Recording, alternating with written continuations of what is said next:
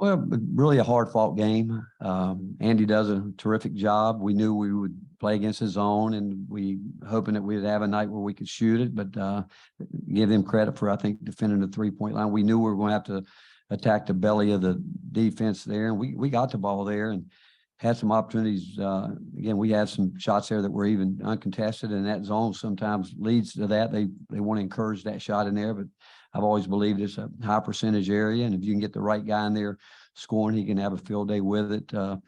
Julian Phillips played a terrific game, but the player of a game from our standpoint would be Santiago. His defense, the tone he set for us, and Zakai Ziegler, those two guys defensively they just keep us in games, and seem to, when we need a big shots, one of those guys will come with it. But we're still, again, I think this tournament's been great for us.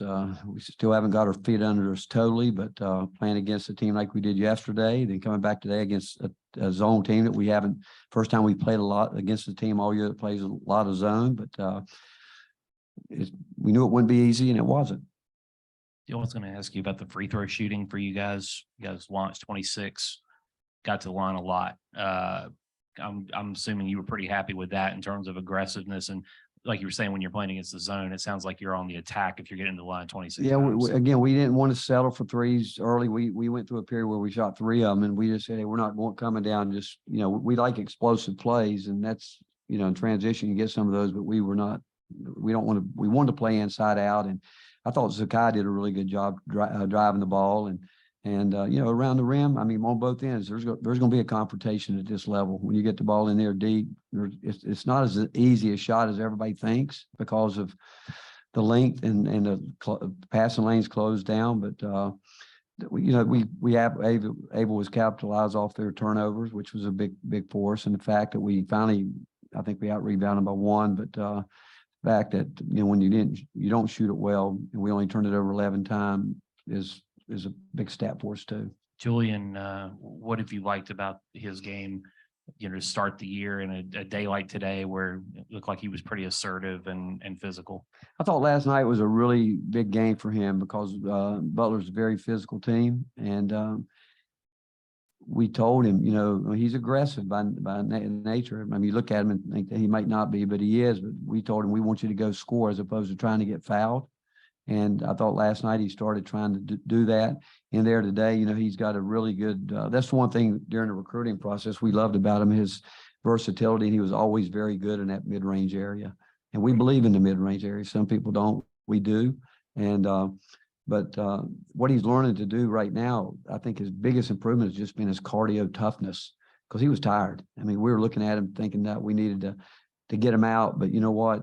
We asked him, and how you feel, but and we were more concerned with him maybe breaking down on the defensive end. That's where he's improved the most. I mean, when he gets tired earlier, as throughout practice up to this point, he would break down on that end.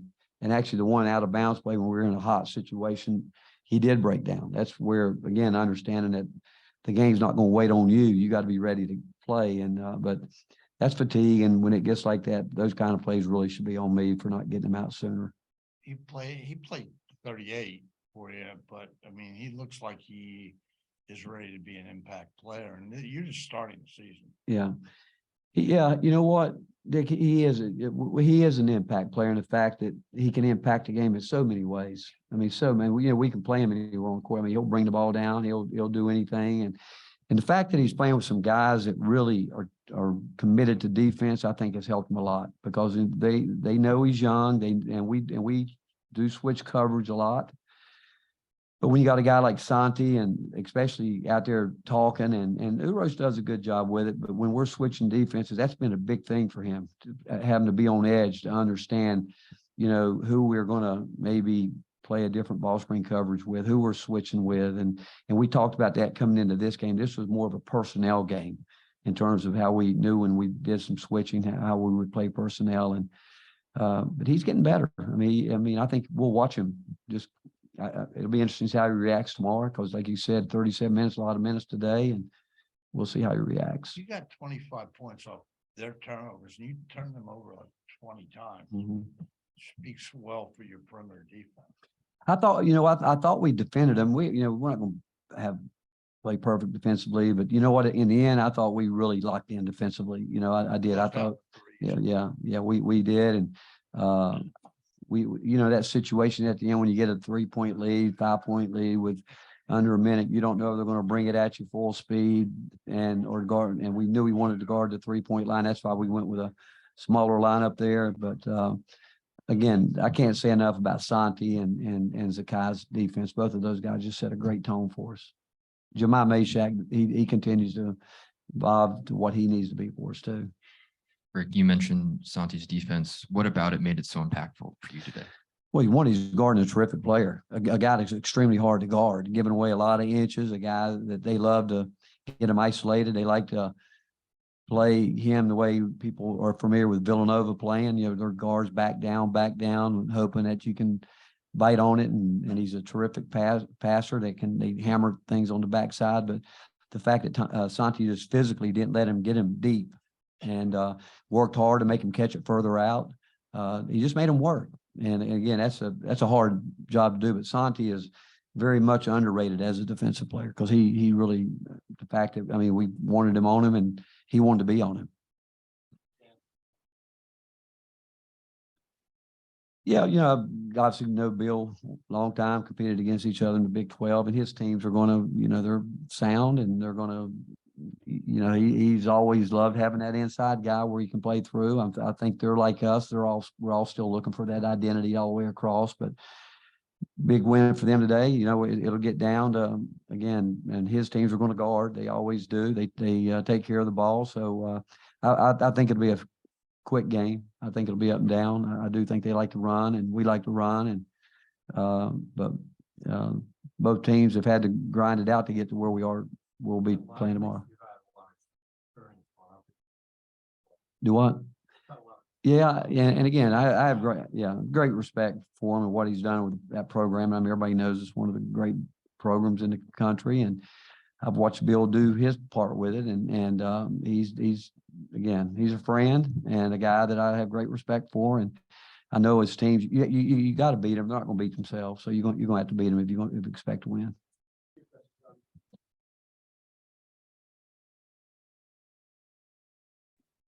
Yeah, Rick, you talked about obviously Julian and the things he did. How happy were you with his rebounding and the things he did outside of just scoring today? Well, I like the fact he started showing some emotion there when he got tripped that one time. He came up off the floor, and I liked it. He's competitive. He's got a fire in that belly. He does. You might not think so because he's pretty calm looking when he's out there, but he's a high level competitor, and he hasn't flinched by any. Think about it. He's 5 games into. I don't know of any freshman. You think about it. Our scrimmage was against Michigan State. Then we had an exhibition game against Gonzaga. Then he's also had to go in this tournament, Colorado. He's had he's got hit pretty good right from the beginning, and I think he's handled it pretty well. Rick, do you expect Josiah to be able to play tomorrow? It's day by day. That's what it is. It's day by day. Is it something new with him, or is it still just being No, overcautious from the summer? It's same injury. Mm-hmm. Thank you. Mm-hmm. Yeah, you mentioned the defense turning it up there at the end, but I think it was something like USC scored 4 points in the final 8.5 minutes of the game. Just what were y'all able to do to take them out of what they wanted? And I think Trojans turned it over about 6 times in overtime as well. Well, again, we felt like they were going to go to their key guys that they want to play through. That we knew it was going to get down to isolations, and we knew it was going to get down to some ball screen, but we knew we were going to have to take on those one-on-one matchups, whether it was Santi trying to be back down or Boogie Ellis trying to drive the ball and against Z, and then hoping that we didn't have to get into a rotation so we could rebound the ball. But I just got to credit those guys because I thought they fought hard against 2 outstanding players that obviously in the first half, Boogie Ellis was feeling really good and got it going. But he's a terrific player. You expect it. But our guys again, we talk about winning those one-on-one matchups and we've got to do that in those situations. And there at the end, I thought our guys really did a good job forcing tough shots. Rick, what's it say about this team the last 2 days, finding a way to win games without Josiah? How much do you think they've grown trying to get Well, by without I do. I think it speaks volumes for our guys and the depth. I mean, I'm watching Jonas continue to get better and better as he goes out there. And I think he's getting more relaxed. We still got to get Olivier settled in to where we can know what we're going to get night in and night out. And Uros, tonight, I mean, again, he's only been with us, he played tonight, but he only had one practice since he got hurt at Colorado. But I'm really happy with where Jonas is starting to get to, and Jemai Meshack. I mean, he's terrific. I mean, what you talk about, a guy that understands his role and plays it. I mean, every time he goes in the game, something positive happens. All right, Sam, you got happy Thanksgiving.